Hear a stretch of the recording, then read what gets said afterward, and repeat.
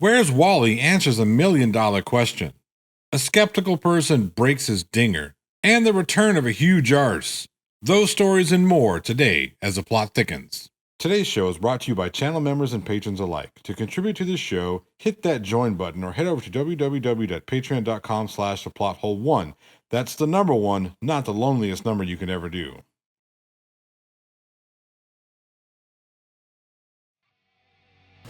Rack focus.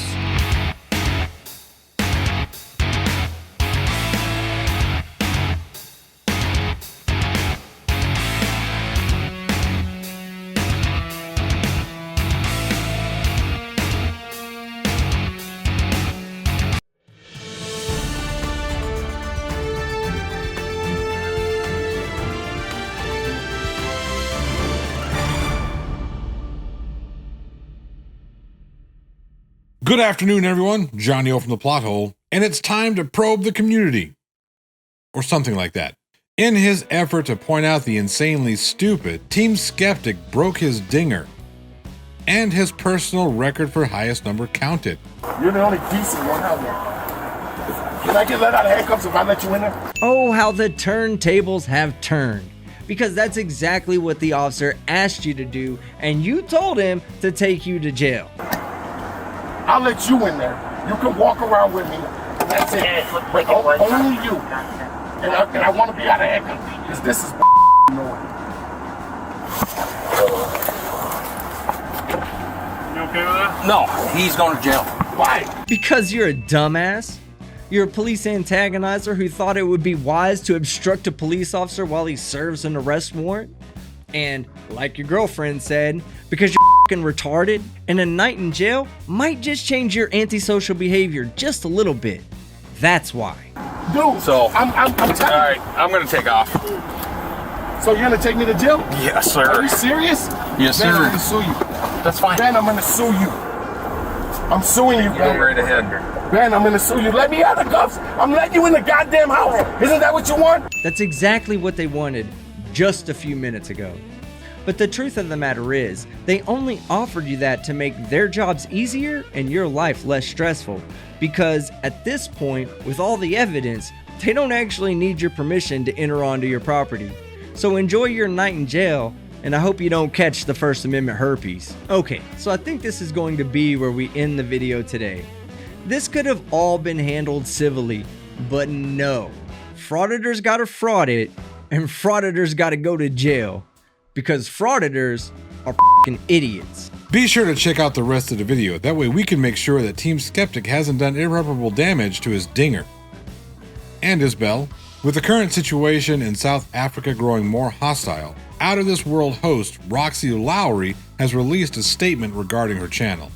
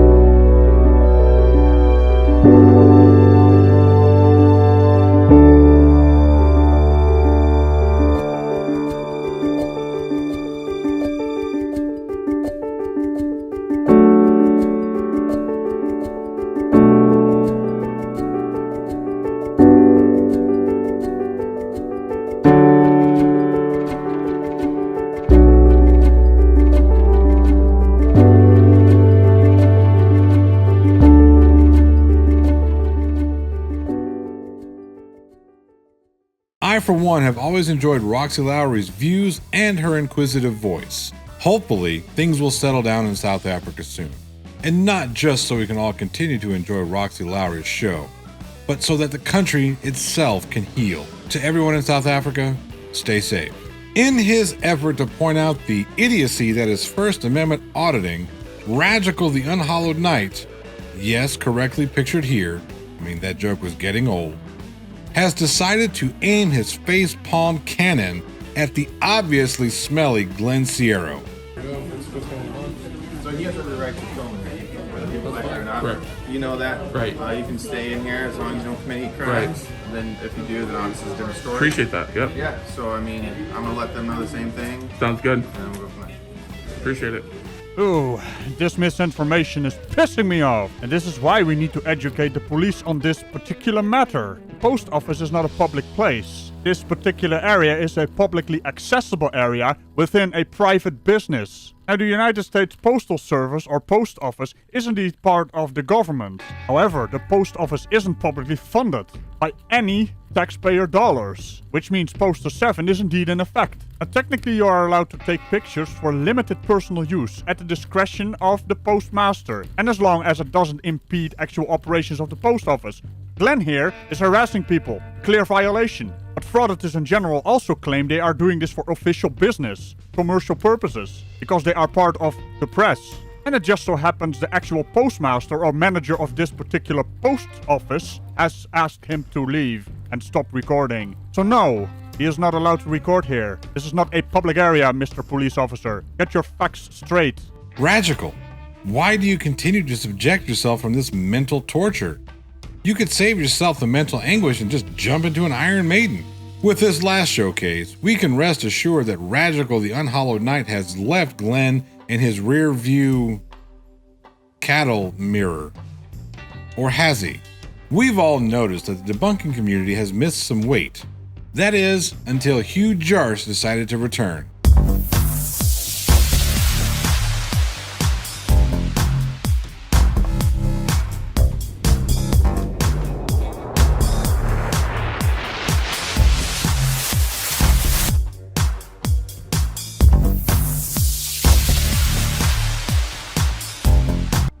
Greetings and salutations, this is Hugh Jarsz! And I'm back. The world's biggest YouTuber ever is back. And believe me, I'm raring to go. For my return, I noticed that Taboo Conspiracy had done a video on Antarctica, one of my favourite subjects, so I thought I'd have a crack at that. But then I noticed he's started a series, while in my absence, that mirrors my own Flat Earth Killers series. He calls them Flat Earth Facts. As we'll see, they're nothing of the sort. Oh, and in case you aren't aware of Taboo Conspiracy, he's a conspiracy nutter. He's had 2 channels deleted, he's on his 3rd, hence it's called Taboo Conspiracy 3, and his other channels were deleted for misinformation. I think he's going to get this one deleted, as I'm about to show you. With the planet-sized debunker back in the ring, I seriously doubt any flat earther will hop into the ring in order to deal with that mass anytime soon. Good to see you back at it, Hugh Jarsz. English business magnate, investor, author, commercial space cosmonaut, guy who has more money than I will ever have, times 100 at the very least. Richard Branson has left the building. Here's a look at Rob Park's coverage of the event. 3, 2, 1, release, release, release. Queen release. Ignition. Good rocket motor burn. There's Mach 1 trimming now. And 60 seconds, and that is a full duration burn, folks. We are headed to space. Welcome to Space Unity 22. Howdy, and welcome to the Rob Space News Network. Today's story is Mr. Branson Goes to Space. On the morning of July 11th, Richard Branson, billionaire founder of the Virgin Group that includes Virgin Galactic, achieved a lifelong dream of experiencing life in outer space. He and his crew of 2 pilots and 3 mission specialists achieved suborbital flight at a maximum altitude of 86 kilometers or 282,000 feet. While there, they experienced approximately 4 minutes of weightlessness. To all you kids down there, I was once a child with a dream, looking up to the stars. Now I'm an adult in a spaceship with lots of other wonderful adults looking down to our beautiful, beautiful Earth. To the next generation of dreamers, if we can do this, just imagine what you can do. Mr. Branson and crew lifted off from Spaceport America, the company's launch facility in New Mexico, aboard Spaceship Two at 10:40 a.m. Eastern Daylight Savings Time. The VSS Unity achieved an altitude of 15 kilometers or 50,000 feet through the assistance of its mothership, the VMS Eve, a White Knight II carrier plane. For the full story, be sure to check out Rob Parks on his channel. Once again, the mouth-breathing troglodyte known as Daniel Pratt has reared his ugly head. This time, the Pratt has a $1 million challenge for the debunker community. WheresWally quickly stepped up to that challenge. Okay, here's my $1 million challenge to any globe priest out there. You continually claim that autopilot programs in airplanes make minute adjustments for curvature and for Coriolis effect in flight. So why fly a plane when you have an autopilot that can fly it for you? Meanwhile, you and the co-pilot are having a good old meal of the fish. Not saying I know exactly how everything works. Pull the programming and point to the specific code, computer code, that proves the planes make these adjustments on their own. Go ahead, we're waiting. And to that point, I dare you to get a pilot under the penalty of perjury and jail to testify that he makes adjustments when flying to adjust for the curvature of Earth or Coriolis effect of Earth's rotation. Just one pilot to swear? That shouldn't be too hard. Now, do I know any pilots? Let me think. Who do I know? Who can I ask? Let me think. Not saying I know exactly how everything works, so that all the other pilots on Earth can laugh at him as he gets his ass thrown in jail because no such thing has ever happened. So let's do the second part of this challenge first. And bear in mind, I only need to do one of these two parts, as Danny has said in the title. Only one is necessary to win the $1 million. Thanks, Danny. Okay, so here we go. Part 2. The swearing. Let's do it.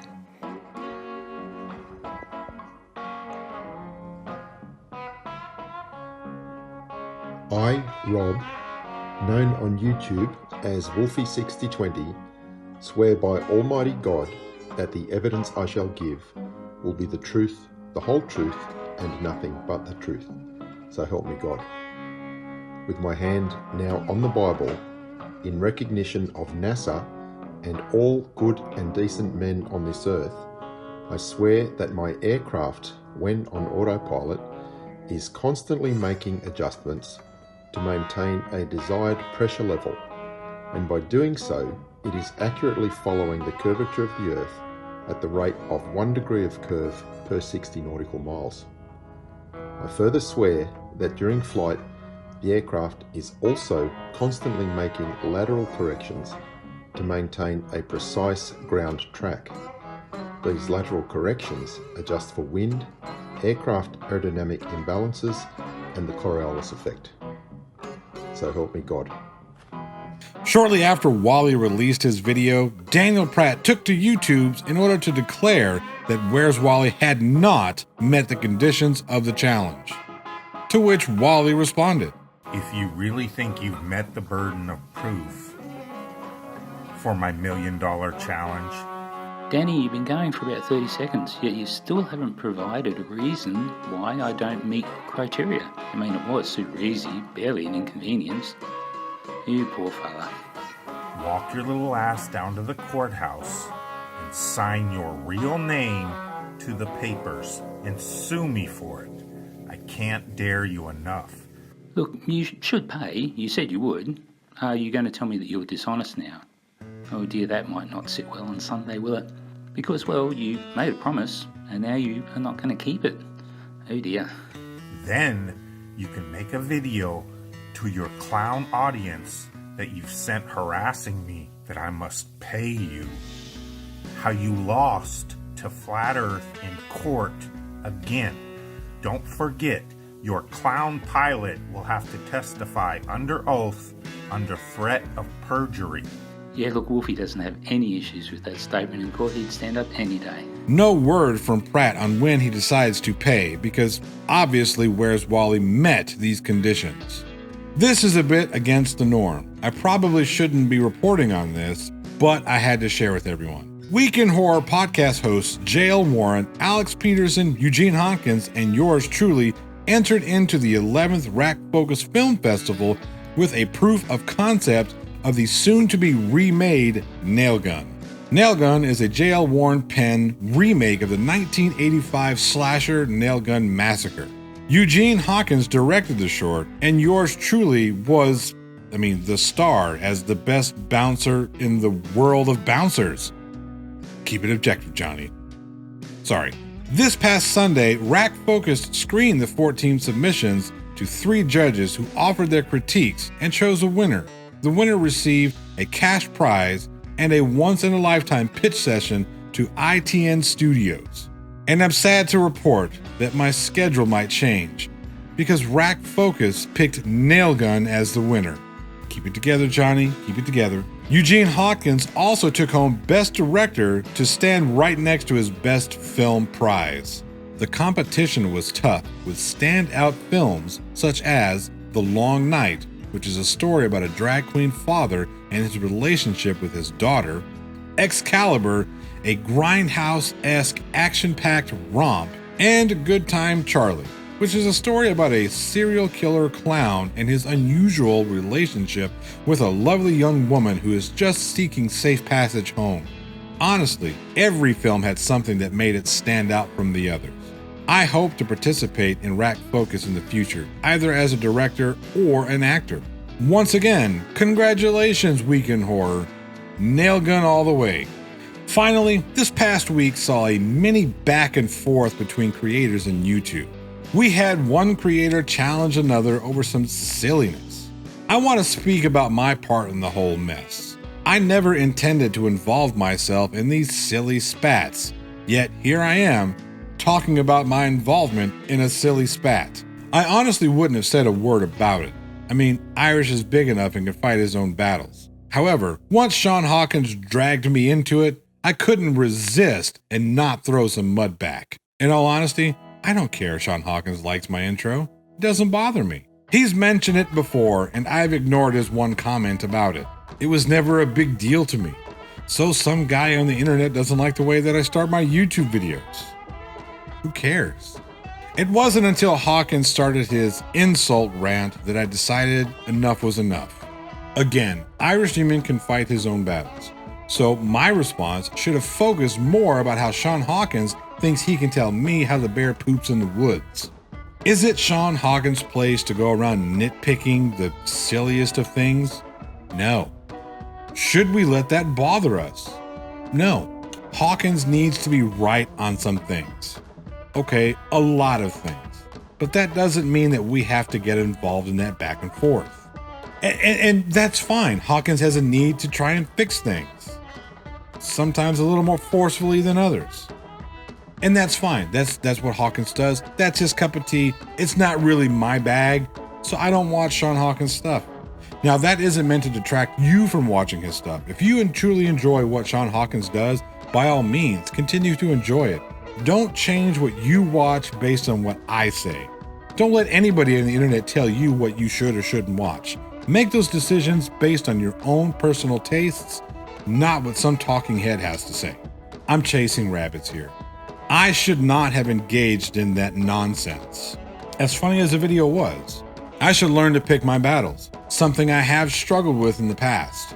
Like I've said before, the internet is big enough for all of us to have our own little place.